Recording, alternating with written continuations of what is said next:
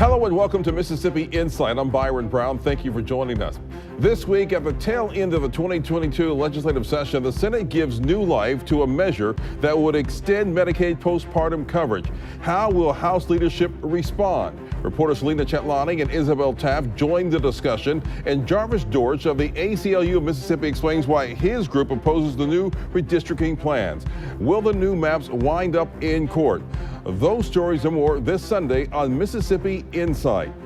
Well, last Tuesday, Senator Kevin Blackwell of South Haven was able to maneuver his Medicaid coverage bill back in front of the legislature. That bill would extend postpartum coverage from 60 days to 1 year. Though it passed the Senate, the House never voted on it. Speaker Philip Gunn declined to bring it to the floor, citing his general opposition to Medicaid expansion. Two journalists who have been following this story very closely are with us this morning. Shalina Chatlani is a healthcare reporter for Gulf States Newsroom. That's a collaboration of several public radio networks, including MPB, Think Radio. Shalina, welcome to Mississippi Insight. Thanks for having me. And joining us once again is Isabelle Taft. She covers healthcare policy from MississippiToday.org. Isabelle, welcome back. Thank you. Glad to be here. Well, Isabelle, I want to start with the latest you have from the state capitol on this move by Blackwell to revive his bill. We're recording this late Friday. What can you tell us so far? Yeah, so on Tuesday, Senator Blackwell introduced a rules suspension that would allow both chambers to reconsider his Medicaid postpartum extension bill. That passed the Senate by a pretty wide margin, just like his original legislation, now over to the House. The House has not considered it. There's not much indication that they will. The last I've heard from Speaker Gunn's office in response to a question about that today was nothing. Senator Blackwell has said he's not optimistic. Shalina, you reported extensively on the politics of this issue and the high rates of mortality and infant mortality in Mississippi, elsewhere in the South. Share what you learned from some of the new mothers that you've interviewed for your reporting. Well, the Gulf South has among the highest rates of maternal mortality in the nation. To give some context, the maternal mortality rate in Mississippi is about the same as the maternal mortality rate in Syria. So it's very high in the nation. And this is a problem especially because Black mothers in the state of Mississippi are 3 times more likely to die than white mothers. And a lot of the new mothers I spoke to said that the majority of their health complications happened after they gave birth. So postpartum Medicaid extension is really important because 2 months of health care, as many of these mothers told me, is just not enough for them to feel like they have the life-saving health care they need to feel protected. And you talked a little bit about those postpartum, kind of compare those health issues, postpartum health issues, and how we compare to other states when it comes to Mississippi. Right, so actually in neighboring Alabama, the rate is much higher than in Mississippi. It's about 36 maternal deaths per 100,000 live births. In Mississippi, it's about 30 deaths per 100,000 live births. The difference, though, between these states is that Alabama is actually getting it done, getting the postpartum Medicaid extension done. Both of these are non-Medicaid expansion states, but in Alabama, they've actually written the measure into the general fund budget. So that's actually at the governor's desk right now, poised to be signed in Alabama. So they'll probably fund it. But as Isabelle said, in Mississippi, the move to get it passed through the legislature seems to be stonewalled right now by a few key House Republicans. Isabelle, how many women might benefit from this extension of postpartum coverage, and why has Speaker Gunn opposed it? A huge number of women would benefit from this because in Mississippi, 60% of all pregnancies are covered by Medicaid. So you're talking about 60% of the women who give birth in our state would potentially benefit from having a full year of postpartum coverage. And right now, what looks poised to happen is that when the federal public health emergency declaration ends, states will begin recertifying their Medicaid enrollees. And there are right now 40,000 Mississippians who are on Medicaid coverage because they gave birth during the pandemic. And so all of those people potentially, if they're more than 60 days postpartum, could lose their health care as a result of this not passing in the legislature. Speaker Gunn has said that he opposes it because he opposes Medicaid expansion. Senator Blackwell and other supporters have pretty consistently said, this isn't Medicaid expansion. This is simply extending the coverage period for people who are already eligible for Medicaid. And they also make the point that, this is not really a kind of extra thing for people. As Shalina said, there's a lot of healthcare needs that people have after giving birth more than 60 days. Postpartum depression in particular is something that providers have said, this can often appear 4 weeks, 6 weeks, well after pregnancy. So extending postpartum coverage, advocates say, is really critical, and it's not an expansion of Medicaid. Shalina, your report across the Deep South, Mississippi is one of 11 states that have not expanded access to Medicaid coverage. That number is dwindling. You mentioned Alabama. What about Louisiana? Well, Louisiana actually today, Louisiana on Friday, the news came out that the state, which was an expansion state in 2016, decided to go a step further and actually take up the option in the American Rescue Plan to extend postpartum Medicaid coverage to a full year after birth. I think another point to make that's really important in the context of all of this happening right now is that Mississippi is not only a non-expansion state that is clearly deciding not to do an extension of postpartum Medicaid, it's also happening within the context of Mississippi sort of being at the forefront of arguing an anti-abortion case in the Supreme Court, a case that could impact women, hundreds of thousands of women around the country, and their ability and their rights to receive an abortion. And there's a lot of inconsistency among Republicans in, as we have seen with the debate around this legislation, about what does it mean to be pro-life. A lot of Republicans argue that postpartum Medicaid extension is absolutely pro-life because it is so critical to the lives of mothers and babies. As this gets to the House floor, is there an appetite there to pass it? It's not entirely clear, but I think we're not even going to get to that point because it doesn't look like Speaker Gunn is going to let this come to a vote. Senator Blackwell has said that he will reintroduce the legislation next year, so this conversation is not over. But I think that for now, the opinion within the Republican caucus is sort of irrelevant because of the opinions of some of the leadership. Shalina Chatlani, Isabelle Taft, always a pleasure. Thank you for joining us and talking with us. Thank you for having us. And we'll be right back.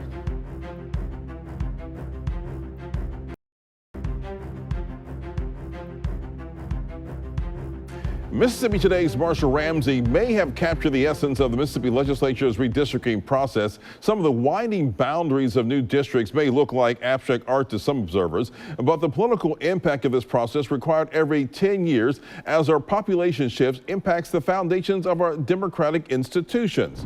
The Republican-controlled House and Senate have both approved their redistricting plans. Leaders in each chamber say the new maps are fair and balanced. Democratic legislators, they tried and failed to adjust the plans. Now, some voting rights advocates are crying foul. We spoke Thursday with Jarvis Dortch. He is the executive director of the American Civil Liberties Union and a former Democratic state representative for portions of Hinds County. One thing we see is that this is basically a continuation of the maps that were drawn in 2012. What the legislature did in 2012 was to draw maps that basically reduced the influence of Black voters. And they did this by packing Black voters, the majority of Black voters, into a select number of districts. So take the state Senate. There are 52 districts overall. Over 65% of Black voters in the state are packed into 15 districts. So that means that those other districts, those other 37 districts are overly white, don't look like the state of Mississippi, and lean heavily Republican. And it causes Black voters to only have influence in those select number of districts instead of having influence throughout the state, particularly in a state where our new census numbers tell us that the Mississippi population is 44% minority. So we should have better minority representation, and we should have more districts that actually look like the state. So those districts are competitive and elect legislators that are concerned about everyone, not just a party or not just one racial group. So you want more diversity in the districts opposed to having a Black district and a white district, basically, is what you're saying? Yeah, I mean, the maps are essentially either super white or either super Black. There's in 2012, the legislature, both in the Senate and in the House, they essentially erased all of the districts that were kind of middle ground that, Mississippi's population is 56% white, 44% minority. You're not going to find many districts, if any at all, that look like that now in the Mississippi legislature. That's because Black voters have been packed into a select number of districts, leaving these other districts to be super white and to heavily favor Republicans. Certain new maps for the Senate districts you talk about. Let's talk about first about the new 16th district. It covers parts of Clay, Tippecanoe, Lee, and Noxubee counties. What's the problem with this redrawn district and the ACLU's views on that district? So this map is really a great illustration of what the legislature did when we talk about packing. So this district is in the Golden Triangle, and it doesn't look like a square. It doesn't look like a circle.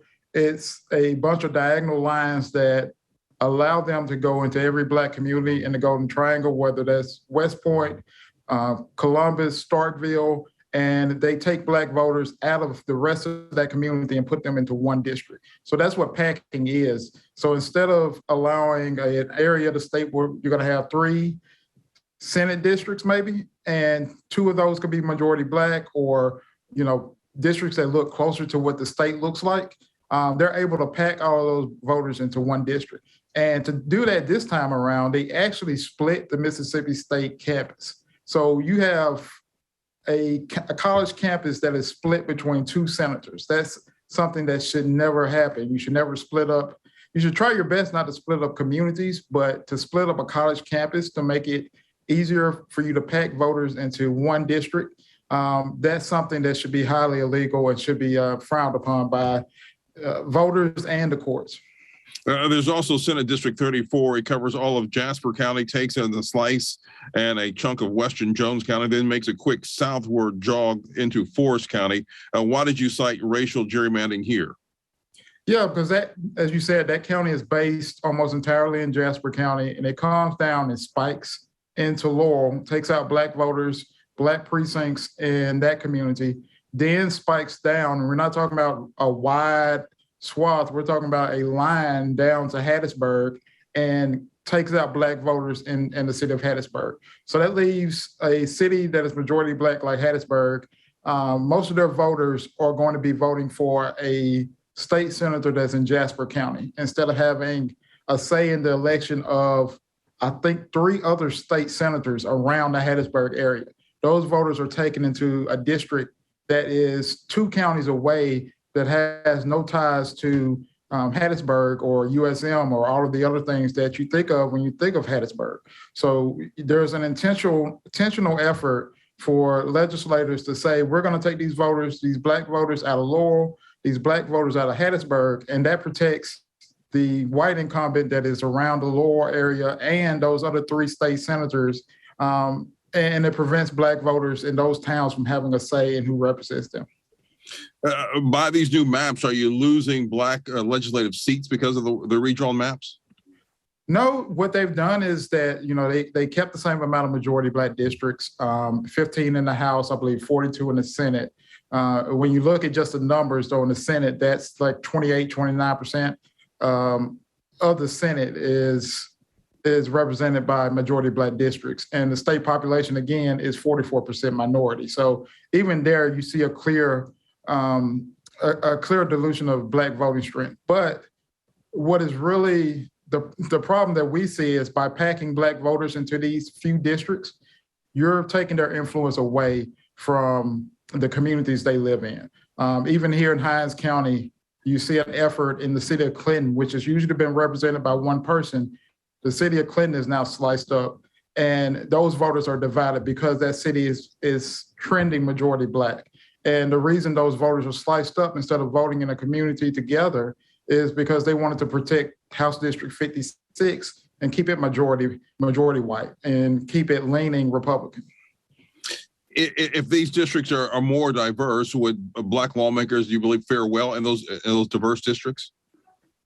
I think if the districts are more diverse, you're going to see better representation overall. You're going to see opportunities for more Black candidates to get elected, but you're also going to see a legislature that is more responsive to the needs of the community. If you have districts that are drawn by legislators and they're picking their own voters, you see a legislative body that is not concerned about losing an election. They're concerned about everything else but losing an election because they have drawn districts that they know will get them back elected in 2023. That's a big problem that we have when people ask, why is the legislature avoiding taking on big issues like even spending $1 billion worth of infrastructure money? Why are they passing a tax cut that's unpopular? Things like that are being done because those lawmakers up there know they're in districts where they're heavily favored to come back to Jackson no matter what. Is the ACLU prepared to challenge either the Senate or the House redistricting plans in court?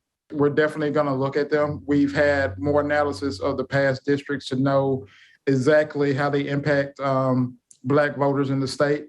We think these maps, from looking at them early on, we think these maps are even worse than the 2012 maps. So we're definitely concerned about Black voters losing political influence through these maps. So litigation is something that we would like to avoid, but it may be something we have to come to. If you go that route, what's your time frame to go that route to get something done before these maps are lock in stone, so to speak? Yeah, so we don't have an election with these maps till 2023, and that gives you a little bit of time. Of course, we want people to know who's going to be representing them and people to prepare to run in 2023, but that does give you some months within this year to go to the courts and to offer alternative plans. And that will give the legislature an opportunity to come back and respond to it, either in a special session or they could come back next year when they're in regular session and respond. So we don't think this would delay in any way the 2023 elections or people being able to choose their state senator or state representative. What are your thoughts on the congressional redistricting that took place earlier in the session? Well, we were concerned about the effort to make Congressional District 2 basically stretch from the upper Delta to Southwest Mississippi. We thought it was unfortunate that they added those southern counties when they could have easily added all of Hinds County and some precincts in Madison County to make up for the population loss. That would have kept Hinds County intact and everyone in Hinds County voting as a community. Whether or not there's some litigation going forward, we're not a part of that, but there's definitely concern that harms Black voters by forcing them to have someone that is representing them such a big swath of the state. But that's going to be something that the Mississippi NAACP and some other groups are fighting out. The legislature is now trying to wrap up its 2022 session as we record this. So what other legislation raises concerns for you as they're coming to an end? Well, in voting rights, we've been concerned about some legislation that would allow the Secretary of State to purge voters from the voting rolls, some legislation that would allow him to conduct some of these unnecessary audits like they've done in other states following the 2020 election, basically allow the Secretary of State to put some doubt into the electoral process. And those are things that weren't needed. And thankfully, the legislature, after a tough fight, has decided that this was not needed, and they have rejected passing these laws. So those were some of our biggest concerns. We have, of course, been paying attention to criminal justice reform and looking at some of the laws that are going to be going into effect that deal with re-entry and making sure people that are coming out of incarceration have a way to get back into society and get good employment, get good job training, or return and get their continue their education. Jarvis Dortch, ACLU, thank you for taking your time with us this morning. Thank you.